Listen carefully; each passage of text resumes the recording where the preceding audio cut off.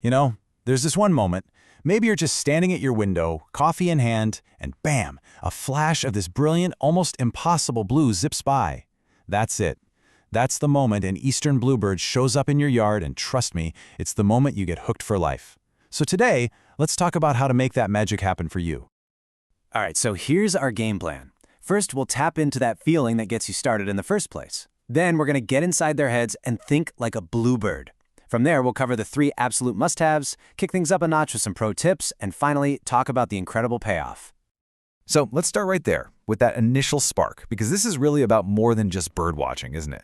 It's about making a genuine connection. This right here, this is the experience we're chasing. It's just an electrifying moment when you see one up close and you realize, hey, that's not just a bird, it's a personality. And that very first encounter, that's what turns a casual glance out the window into a real passion. You know, I'll be the first to admit, I wasn't always a bluebird fanatic. But then one pair showed up, and suddenly my freezer had more mealworms than it did ice cream. It is truly amazing how fast they can completely change your relationship with your own backyard. So, how do we get you there? Well, before we dive deep, here's the quick and dirty summary. Just take a look at this list. If you focus on these 7 things, you've pretty much got the core recipe for success. Now, we're going to break down how to nail every single one. Okay, to attract a bluebird, you first have to think like a bluebird. It really all starts with understanding what they're actually looking for in a home. So, the most crucial clues are right here in this definition. They are insectivores and they are cavity nesters. Right away, that tells us 2 huge things: what they eat and where they live. Seriously, get those 2 things right and you are 90% of the way there.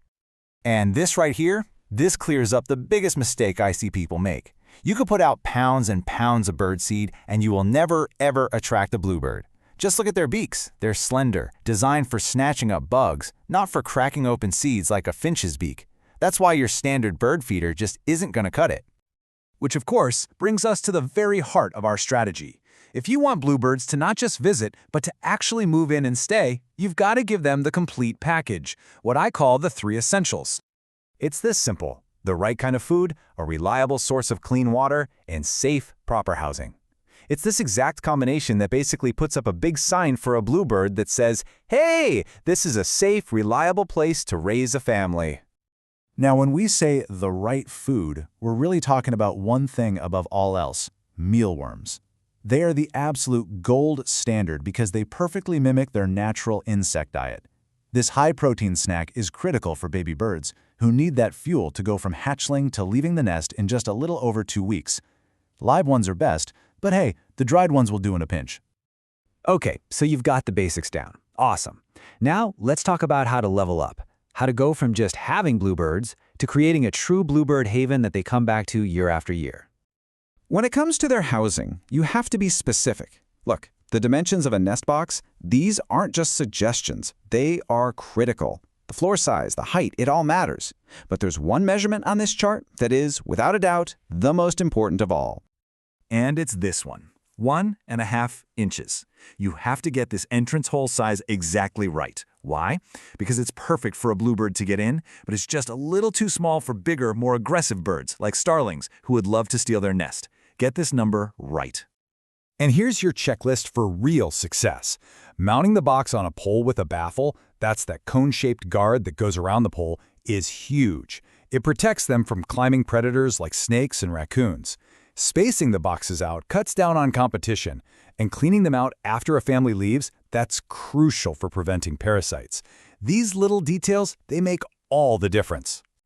Your job as a bluebird host also changes with the seasons. In the spring and summer, it is all about those high-protein mealworms for the babies. But come fall and winter, you'll want to shift to high-energy foods like suet or native berries from plants like dogwood to help them get through the cold.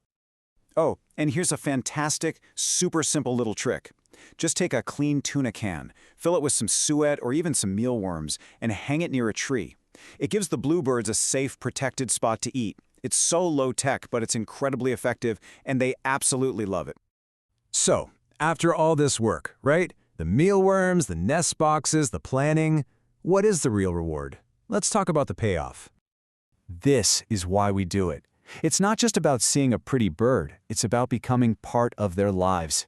You actually get to watch the parents teach their brand new fledglings how to catch insects on your lawn. You'll start to recognize the same pairs coming back season after season. It is a connection to the natural world that's just, well, it's truly rare and remarkable. And that brings us right back to where we started. You're going to put in the effort, you're going to be patient, and then one day you'll see it. And I promise you, that first flash of cobalt blue will make every single second of it worthwhile. So just start small, stay consistent, and really enjoy the process. The only question left is, are you ready to get started? Good luck, and may your yard be full of blue.